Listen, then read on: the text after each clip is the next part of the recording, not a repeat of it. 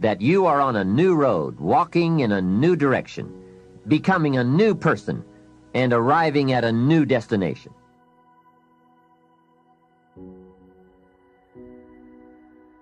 We don't have time to go through all the interesting ideas that have been written and discussed on the subject of financial wealth, but I will offer you a few major ideas that have really made a difference in my life, financially and otherwise. Mr. Shoaff said to me that he thought it was a worthy goal to become financially independent for 3 major reasons. First, with money no longer a time-consuming consideration, I could then begin devoting heavy time to all the other dimensions of my life. Second, he suggested I become financially independent because it would tremendously increase my ability to help others. Only from positions of strength, including financial strength, can we help someone else. Finally, and most important, he said, I believe it is worthwhile to become financially independent for the sake of developing the person you must become to achieve that goal. What a major secret he taught me. Set a goal to entice you to become the person it takes to achieve it. Reaching the goal is the lesser value. The primary value lies in the person you become by reaching it. You see, it's not the $1 million that's most important. It's what you must do and become in order to be a millionaire.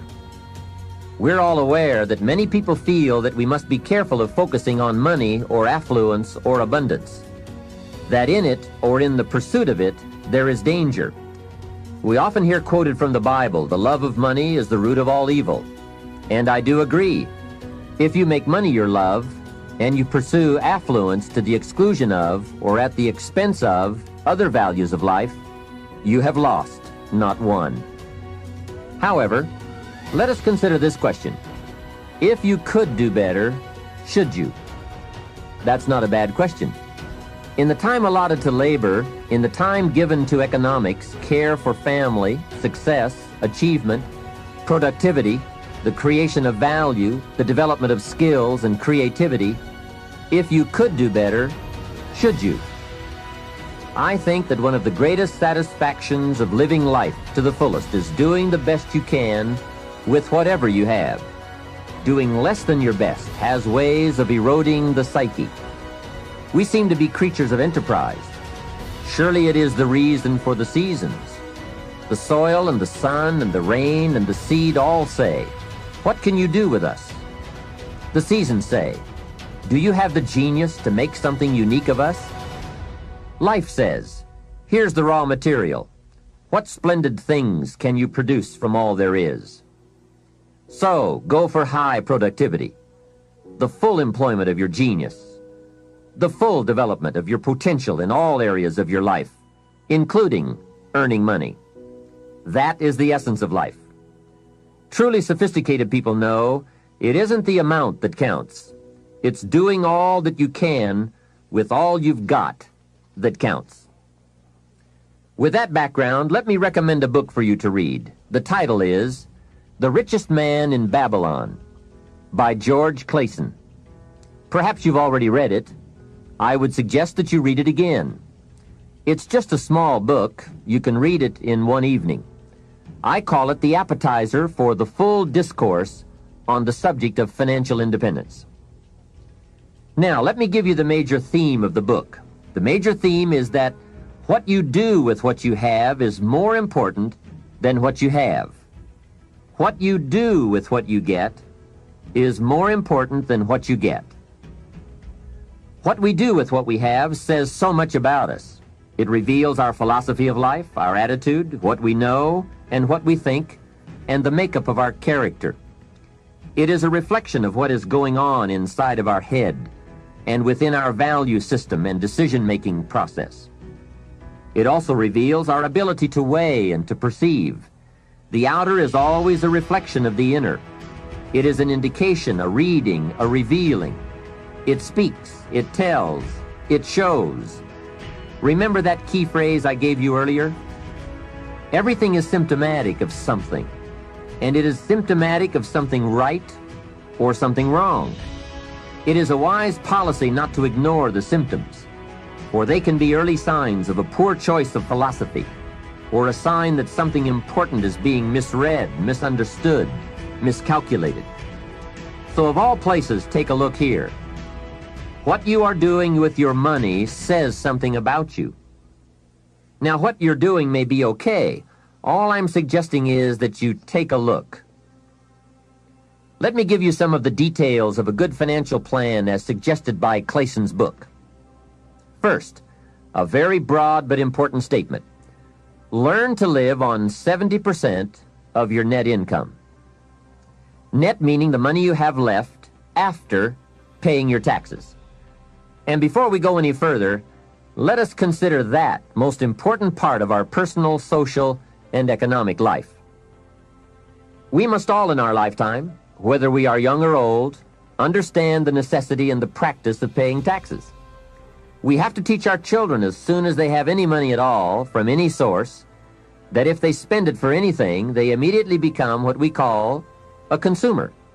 And all consumers of goods and services, no matter how young, have to pay taxes. In California, where I live, if a child is only 10 years old and goes to the store to buy something that costs $1, the proprietor asks him for an extra 6 cents. The child may look at the price tag and say to the proprietor, "But it says $1. What's the 6 cents for?"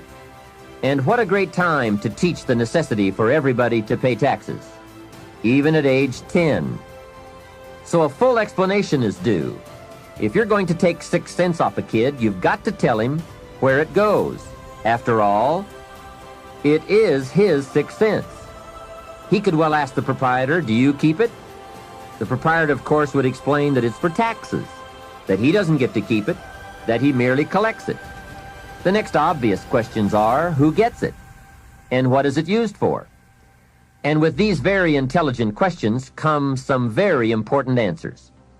To the child we explain, since we all have decided to live together, we call ourselves a society. And for that society to function, there are some things we cannot individually do for ourselves. We cannot each build a piece of the street.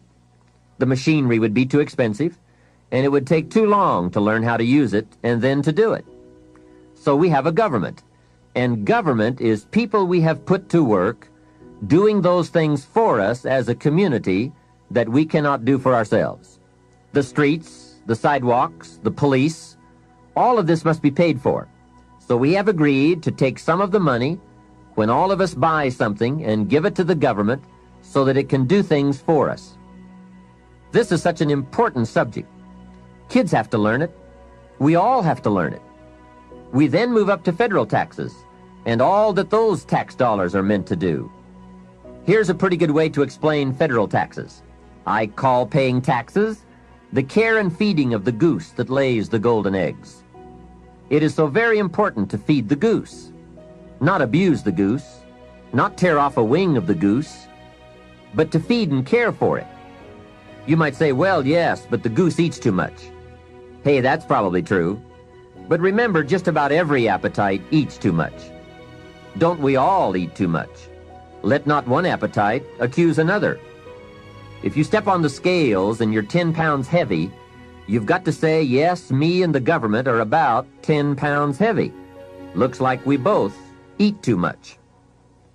Remember, every appetite must be disciplined. Yours, mine, and the government's. We could all use a diet. Mr. Schoaf did give me a very great service when he taught me how to be a happy taxpayer. Now, I must admit it took a while, but I did finally become a happy taxpayer. Part of it was understanding what tax dollars were for, and that it is right for everyone to pay his fair share. I finally decided I didn't mind picking up my share of the tab for the radar. It's so necessary for our safety as a country to keep the international bullies away. Some people say, why bother with all that expensive equipment? After all, they won't come over here. Obviously, they haven't read their history books. Someone else says, I'm not picking up any part of the radar. Well, then I would suggest you go where they don't have any radar. If you are going to enjoy the benefits, then you have to pay your share. Jesus, the master teacher, gave some very clear advice one day when he said, pay Caesar first. Caesar meaning the government and taxes. Hey, that's pretty clear. Pay Caesar first. And for some unique reason, he didn't see fit to criticize Caesar. He just said, pay. I don't think we need a prophet to explain that one to us. Now, don't pay more than you should. Take advantage of the advantages and the incentives. But then when you get to the bottom line, whatever that is, pay it. And pay with happiness, knowing that you are feeding the goose that lays the golden eggs. The golden eggs of freedom, safety, protection, justice, free enterprise. A society that works, provides a market and unprecedented opportunity. Freedom of speech, freedom of religion, education for our children.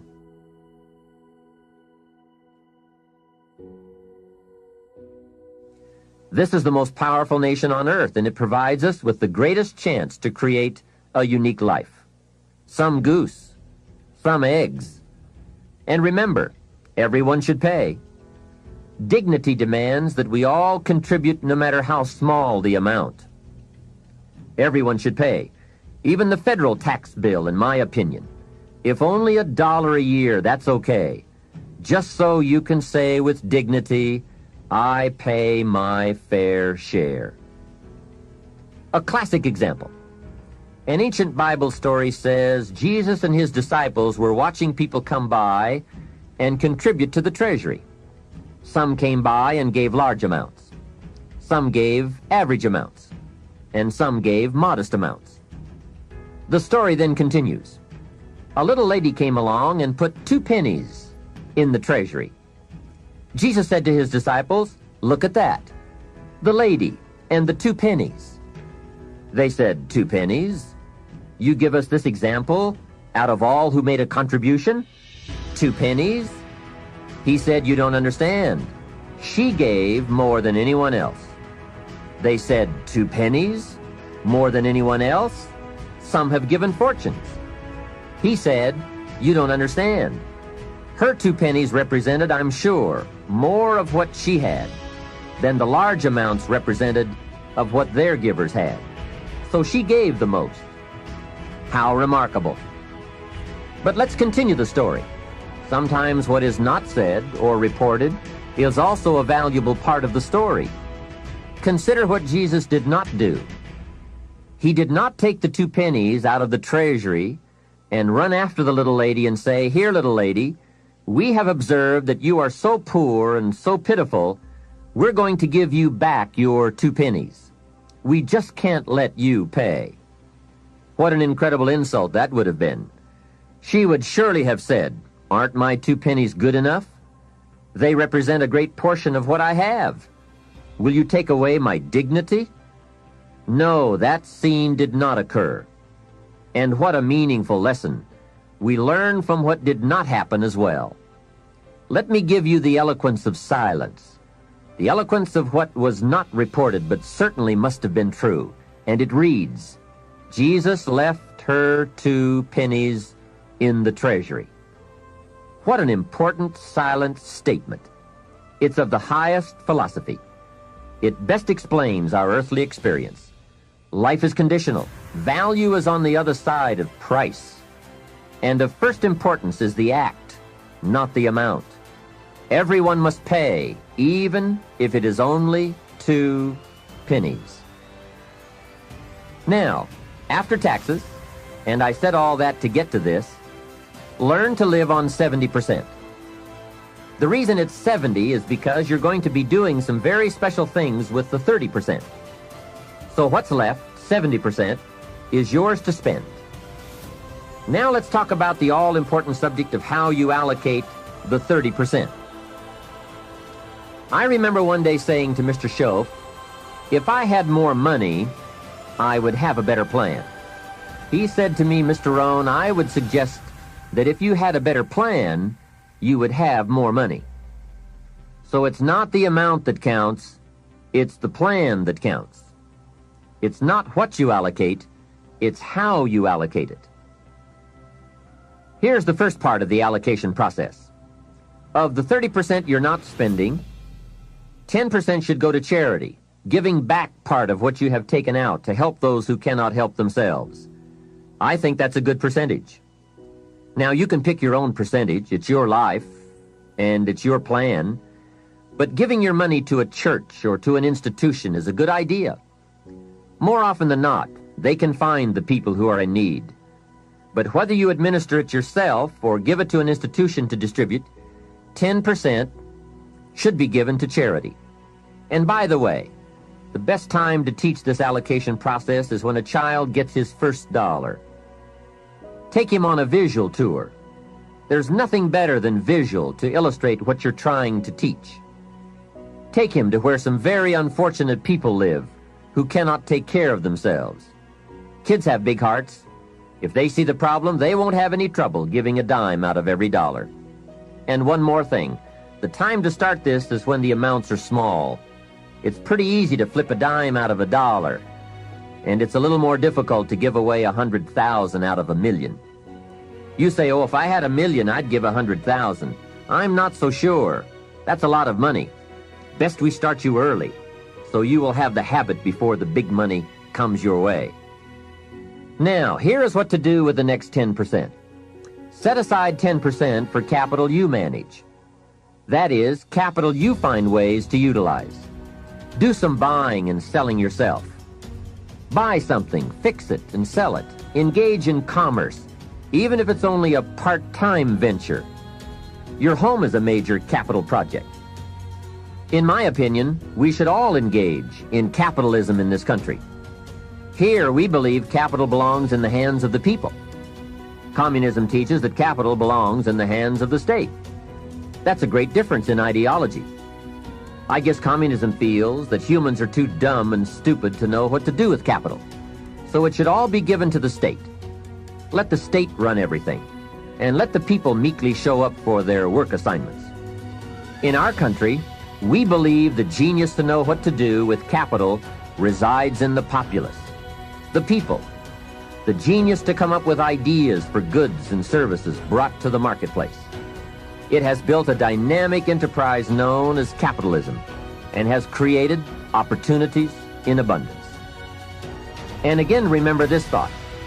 The best time to teach capitalism is when a child is old enough to be stimulated by ideas for goods and services. Kids learn the concept of performing services in exchange for capital early, right?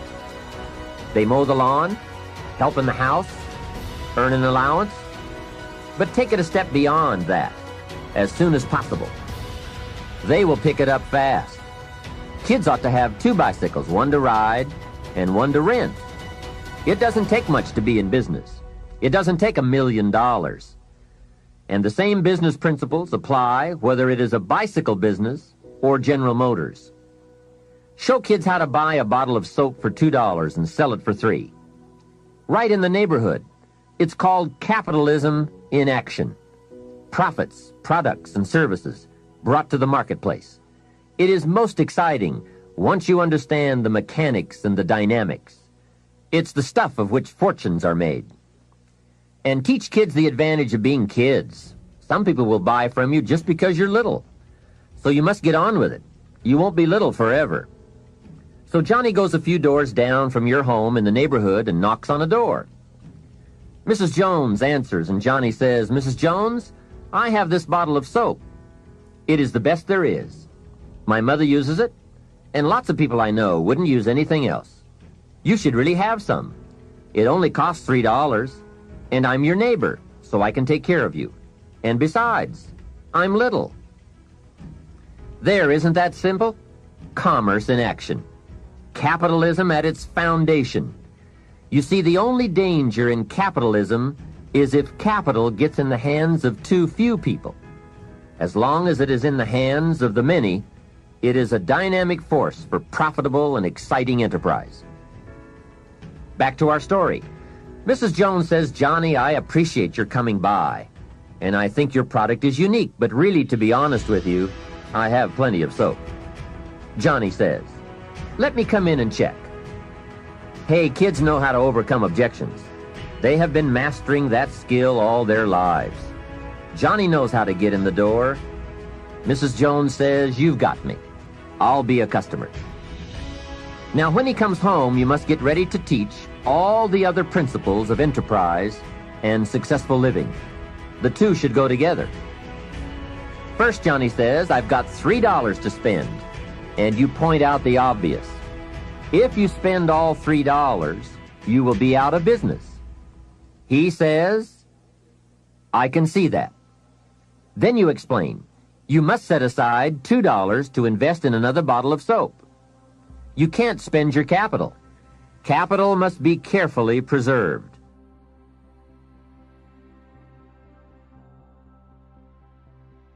What would you think of a farmer who ate his seed corn? Dumb farmer, right? So capital must be defended. It is your only chance for another harvest. Now here's another thought for your notes. Make sure you turn part of your income into capital. I would suggest 10%.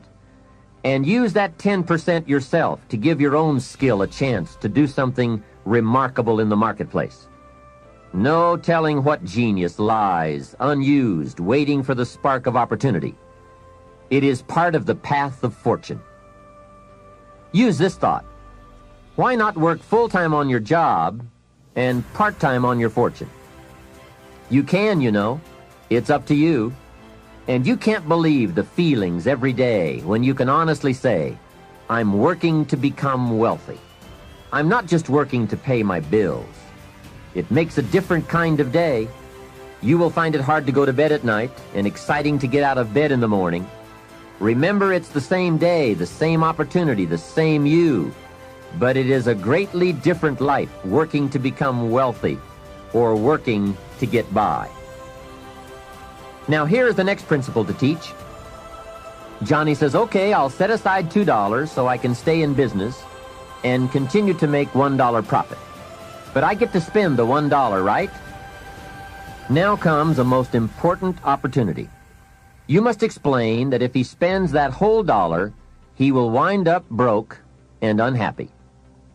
And then take him on another visual tour to some part of town where he can get a good look at people who spend all they make and are broke and unhappy, and say, do you want to live like this? He will say, no. Then you say, all right then, you can't spend the whole dollar. He says, well then, tell me what to do with it.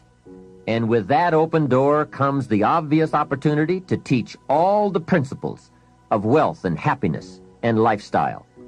One of the major factors that affects your life, all your life, is what you do with your money. So here's what you do. First, pay your taxes, right? And for kids, that is easy. They pay when they spend, unless they make a lot of money. Then you must teach them to pay federal taxes. Remember the care and feeding of the goose that lays the golden eggs. Next comes the 10 cents for charity, which we have already covered. Johnny says, oh yes, here is a dime for those who cannot help themselves. Now I can spend the rest. Answer, no, no. You will wind up broke and unhappy. He says, okay, what now? And now comes another major life lesson. The next 10 cents out of every dollar of wages or profit is for the increase of capital you manage. Set aside 10 cents out of every dollar profit so that someday you can buy 2 bottles of soap instead of 1. I'm sure Johnny will catch on to that one right away. He says, of course. If you buy 2 bottles instead of 1, you save yourself a trip. How clever. And the next point you teach is that some companies will sell you 2 bottles cheaper than if you buy just 1 bottle at a time. They sell you 1 bottle for $2 and 2 bottles for $3.80. Johnny says, wow, then when I sell it, I can make even more money. How clever. It's true, everybody benefits from the increase of capital. The company gets to sell 2 bottles at one time. You save a trip and some costs, and you can keep some of the saving or pass along some of it to Mrs. Jones, your customer. Let's review so far. First, pay taxes. Next, 10 cents for charity, and 10 cents for capital you manage, and for the increase of that capital out of every dollar of wages or profits. Now, here's the third 10 cents from every dollar, and that is capital you provide. Take 10 cents out of every dollar and put it in a financial institution. And now we have come to a major benefit for all of us if you bring this 10% of your earnings to the marketplace. You see, some projects in our society need more capital than one person can provide. So we have a system whereby all of us can loan or invest our money in capital provided, so that large businesses can be built to provide more jobs and products and service and help create an even more dynamic society. So 10 cents out of every dollar should go into a savings account. I really prefer to call it an investment account because, and kids will love this, they pay you for the use of your money. You can get back the money you loaned, and you will have more profit from what you are paid for the use of your money.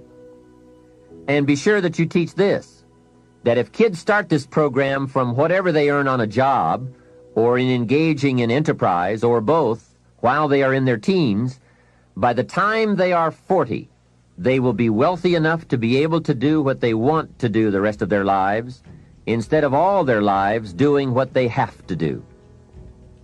Now, from your teenage years, it could take a much shorter period of time to become financially independent, depending on what ideas and opportunities you take advantage of.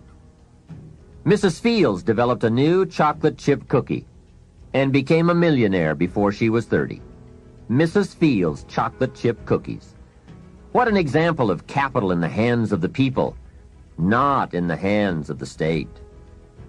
A 10-year-old takes $1, searches around the community and finds a broken, abandoned wagon, pays $1 for it, brings it home, cleans it up, sands off the rust, paints it till it's shiny and new, straightens out the wheel, and sells the like-new wagon for $11. You ask, does a 10-year-old deserve $10 profit? And the answer is, of course. Society now has a mended wagon. And that's what it's all about. Find something and leave it better than you found it. Create a value. Build an equity. It's how we build this most dynamic society called America. And everyone can contribute. Everyone can bring some value to the marketplace. We can all be students of capital, profit, equity, and value. We can all engage in enterprise. We can all participate in the disciplines that bring wealth of lifestyle and treasure. All of us and our children can build the most powerful and attractive society ever.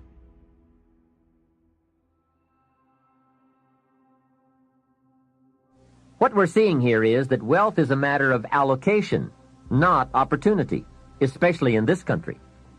There are subtleties on both sides of any issue of health and sickness, the issues of success and failure. It is the subtleties that determine the direction and the destination. The major reason it is so subtle is because what you do in a single day or a single week or month doesn't seem to matter that much. But remember, as we said earlier, everything matters. Everything weighs something. Sophisticated people never say, it doesn't matter. If you spend or invest $5 today, it doesn't seem to matter much either way. You seem to be no richer or poorer at the end of the day. But it does make all the difference in the world as you save $5 every day, and the days accumulate into weeks and into months and into years. You see, it's the accumulated total of the allocation of each day that makes all the difference in the world, whether you become rich or poor, healthy or ill, successful or mediocre. Now back to Johnny. He is going to ask about his investment account, where he's putting 10 cents out of every dollar. What kind of interest do they pay kids? So you give him the blockbuster, same as adults. That will be almost unbelievable. At last he can be treated like an adult, getting that adult interest when you're only a kid. And one added note, just by working this part of the financial independence plan alone, by putting aside less than $200 a month, will make you a millionaire in 30 years. Remember, it's called the subtlety of wealth or poverty. What you do in one day doesn't seem to matter. But as all sophisticated kids and adults know, It is the accumulated days of proper allocation of your money that makes you wealthy. It is using the ideas we're discussing, coupled with the passing of a little time, that creates fortunes. Now, the passing of time is automatic, but using the ideas is a matter of your own discipline. Whether you want to or not, or whether you care or not, bottom line, it's all up to you. Let me give you the definition of rich and poor. It is brief, but I'm sure you will get the message. Here it is. Poor people spend their money and save what's left. And you guessed it already. Rich people save their money and spend what's left. Remember, it's the same money, just a different philosophy. If 20 years ago, two people each earned $1,000 a month, and they each had an average increase in income over the last 20 years, one had the philosophy, spend your money, save what's left, and the other had the philosophy, save your money and spend what's left. Today, 20 years later, we call one poor and the other rich. The difference was in philosophy. But I can't stress too much the subtlety of it all. At the end of a day or a week or a month, it doesn't seem to matter. A rich plan or a poor plan to an unsophisticated person. But to make wise decisions, we must all weigh a larger measure of the result. We don't just weigh a week. We weigh 5 years of weeks, 10 years of weeks, and let the weight of that measure determine the change in our weekly activity and commitment.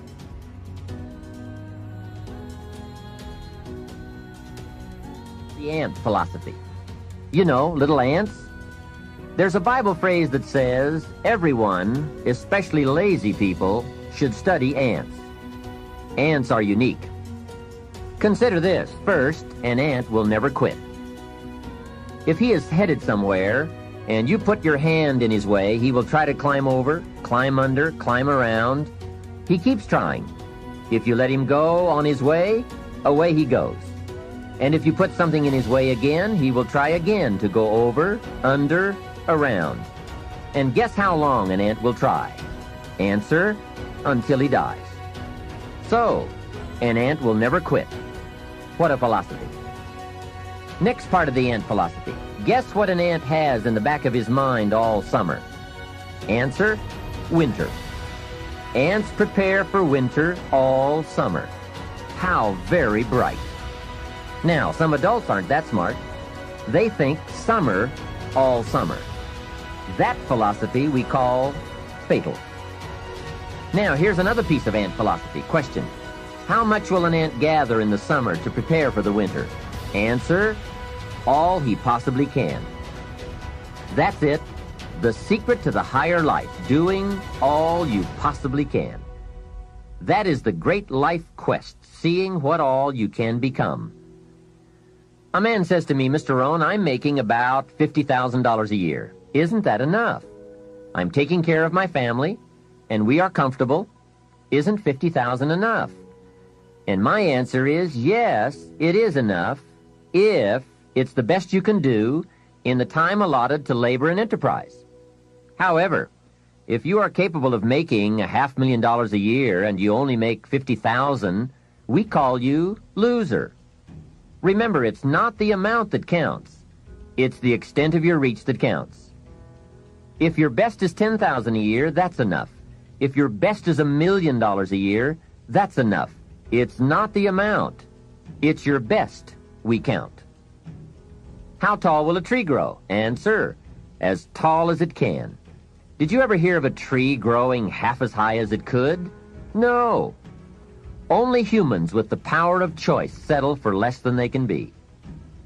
But I would ask you to walk the high road.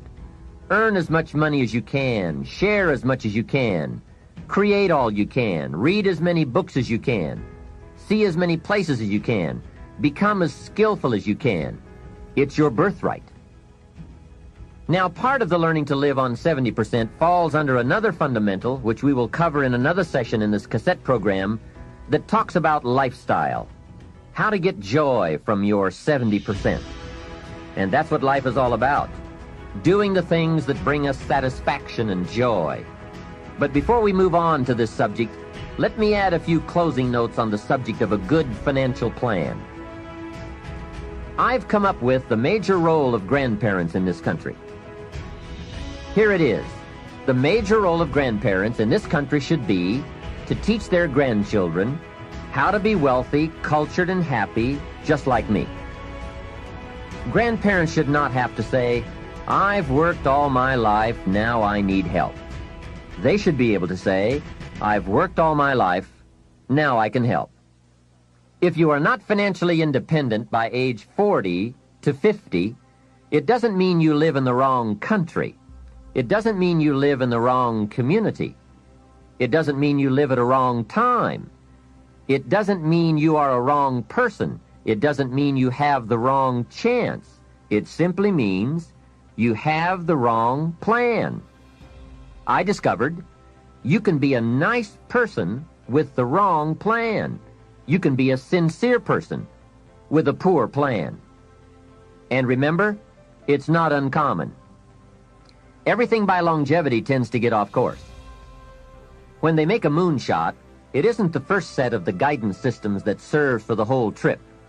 They have what is known as mid-course corrections, those fine-tuned changes that set you on a more certain course. And on the way to the destination called the moon, they are so important. Hey, if there's one objective you don't want to miss, it's the moon. Now, if you will make wealth and financial freedom that important a necessity, you will have the highest chance to arrive. Next, if you have not done so in a while, or if you have never done so, put together a financial statement. When I first met Mr. Shope and we talked about financial independence, he asked me if I had a current financial statement. I said, "What is a financial statement?" So I got my primary education in taking a picture of where I was financially. Mr. Shope explained that it is very important to know exactly where you are without kidding yourself, so that you can then come up with a good plan for going from where you are to where you want to be. It turned out to be fairly easy to put one together. You merely list the value of your assets on one side of a piece of paper and the total of what you owe, called your liabilities, on the other side of the paper. Then by subtracting one from the other, you come up with what we call your current net worth.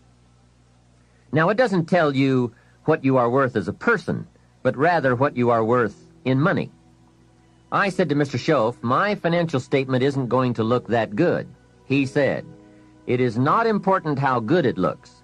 What is important is that you do it." So I put that first financial statement together. I had plenty of liabilities, money I owed my parents, budget finance, my car, and all kinds of other debts.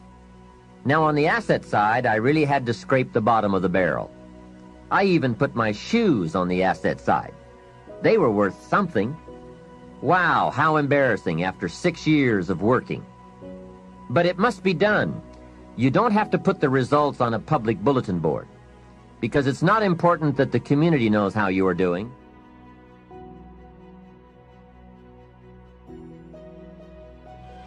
Have you ever heard the expression, "I don't know where it all goes"? Well, from now on, make a new commitment to financial independence and to the value and the feeling that comes from knowing where it all goes and where it all comes from. It is just one of those important disciplines that cause you to prove to yourself that you are on a new road, walking in a new direction, becoming a new person, and arriving at a new destination. Without that effort, you will keep falling back. Hey, I found out you can make $5,000 a month and still go broke. You say, how could you go broke making $5,000 a month? It's easy. Spend $6,000. And when you make $5,000, spending $6,000 is not that difficult. Someone once said, if your outgo exceeds your income, your upkeep becomes your downfall. So, be the master over whatever you have and whatever you are. That's where the seeds of greatness are sown. Great wealth, great health, great results, great influence, and great lifestyle. Take interest and even delight in doing all the small things well. It makes you a sophisticated person who knows where the beginnings of wealth and happiness are. There's a Bible phrase that we could quote here that would be appropriate. It says, "If you will be faithful over a few things, the small things, you will someday be ruler over many things, and major things." That's it. That's the philosophy that counts. Surely life is reluctant to hand a fortune to someone who constantly messes up his paycheck. It's not the amount that counts. It's the plan and the faithful discipline of that plan that counts. The disciplines are those ingenious keys that unlock the door to the kind of person we really want to become. And becoming attracts all those treasures and values that most anyone would call the good life. Life in abundance, life in productivity, life in enterprise, life in influence, life in style. Now, to wind up this rather lengthy subject, let me close with this. Mr. Schultz's best instructions to me in those early years were to develop a new attitude about myself, and a new attitude about all the principles that it takes to make life unique. Develop a new attitude about taxes, about paying your bills, about the marketplace, opportunity, your chances, wealth, activity, prosperity, service, productivity. Let me give you a good example of my old attitude. I used to say, "I hate to pay my taxes." Schultz said, "Well, you can live that way if you want to." That's one attitude. I was a bit perplexed. I thought it was the only attitude. How strange. I used to say, "I hate to pay my bills." And he said, "Well, you can live that way if you want to." I thought it was the only way. I used to say, "I hate to part with my money." He said, "That's one choice for lifestyle and attitude." I thought, could it be that there is another way to feel about it? He said, "What if you said, 'I love to pay my taxes,' knowing it's the care and feeding of the goose that lays the golden eggs? What if you said, 'I love to pay my bills, reduce my liabilities, and increase my assets'? What if you said, 'I love to part with my money, put it into circulation, help build this dynamic society'? Wouldn't that be a better way to live if you loved to instead of hated to? What an incredible way to look at it. I bought the idea and started the practice. I will admit that it took me a while to actually say truthfully, "I love to." But when I did, I found a completely unique new way to live. To love to instead of hate to. Schof even taught me to pay my bills with enthusiasm. He said, the next time you pay $100 on an account, put a note inside with your check that says, "With great excitement, I send you this $100. He said, you won't believe what happens on the other end. They don't get many notes like that. But best of all, you won't believe what happens on your end. The new feeling of being in control and having a philosophy of life that brings joy instead of frustration. This whole new attitude will create for you a whole new world. Remember, it's something anyone can do." Mr. Schof got me to open my first savings account. He said, "Do you have a savings account?" I said, "I don't have enough money." And he reminded me, it's not the amount that counts, it's the plan. The important thing is to begin. Wealth is a plan, not an amount. He asked me if I had $10. I said, "Well, yes." He said, "Then open up your savings account and do it with your new attitude and enthusiasm." Well, that took some doing. I went to the bank in the town where I lived and walked in to open my account. I went to the window and told the lady I wanted to open up a savings account. She said, "Great. What is your name?" I said, "Mr. Rohn." She said, "Fine, Mr. Rohn, just fill out these papers." I filled them out, handed them back to her, and she said, "That's all in order. Now, how are we going to get this account started?" I said, "Put 10 in." She said, "10 what?" I said, $10. Now, can you imagine the scene? I'm a grown man, 25 years old. I have a family, I'm working, and opening up my first savings account with $10.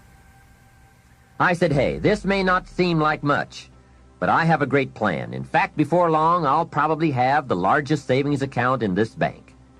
She said, "Well, if you say so." It was a bit embarrassing, I must admit, but Shoaff said, "Get excited about where you're going, and excited about the fact that you are one of the few who have a wealth plan in place and working." To make a long story short, guess what? Within less than 3 years, I did have the largest savings account in that bank. Now, it was just a small country bank, but I did reach my goal. What magic! And how quickly it works once you develop a new plan and a new attitude and commit to the discipline to do it. Wealth plans, anyone can have them. Wealth goals, anyone can design them. Wealth habits and disciplines, anyone can develop them. Why not start today?